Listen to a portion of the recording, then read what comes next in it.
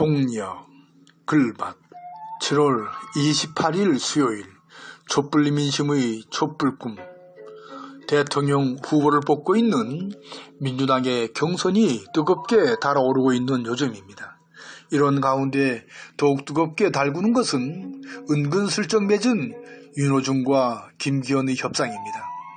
박병선의 중재로 후반기에 법사위를 내어주기로 한 그 협상이 문매를 맞고 있는 셈이죠. 송영길과 윤호중은 자리에서 물러나라며 민주당원들의 아우성은 빗발치고 있는 요즘입니다. 어쩌다 민주당 지도부가 이런 협상을 맺은 것일까요? 그 까닭은 내각제 개헌을 이끌어내기 위한 여야의 꼼수로 보는 시각이 넘쳐납니다.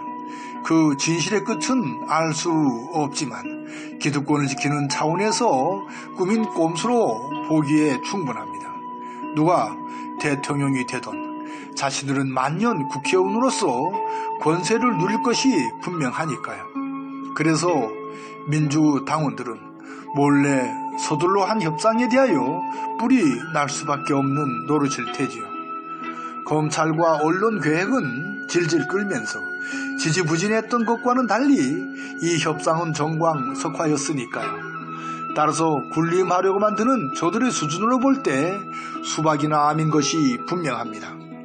오늘의 이 문제는 촛불 민심인 나라다운 나라를 꿈꾸는 일과 바로 연결되어 있으니까요.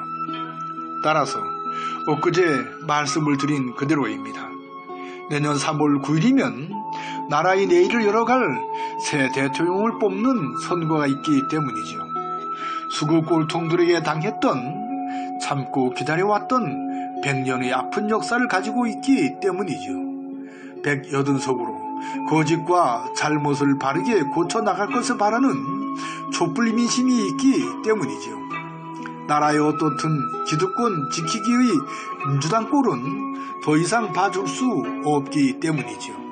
시대와 역사가 요구하는 소명을 느끼지도 못하는 민주당이 되어서는 절대로 안 되니까요. 그 안의 수박이나 암이 있는 한 민주당은 한낱 또 다른 수구 꼴통에 지나지 않으니까요. 협상의 대상인지 아닌지도 제대로 구분하지 못하는 민주당이 되어서는 참으로 곤란하니까요. 어쩌면 민주당을 죽여야 나라를 제대로 살릴 수 있는 일이 벌어질지도 모를 일이니까요. 집단지성인 촛불 민심을 배반하는 민주당을 더 이상 용납하지 않을 것이 너무도 분명하니까요. 그런데 이게 어찌된 일입니까? 저들의 꿈은 한낱 개꿈에 지나지 않을 것으로 보입니다. 하늘의 소리를 듣고 하늘의 노릇을 헤아려 보면 그렇습니다. 노자의 천지부른의 이치가 그대로 적용되는 오늘이니까요.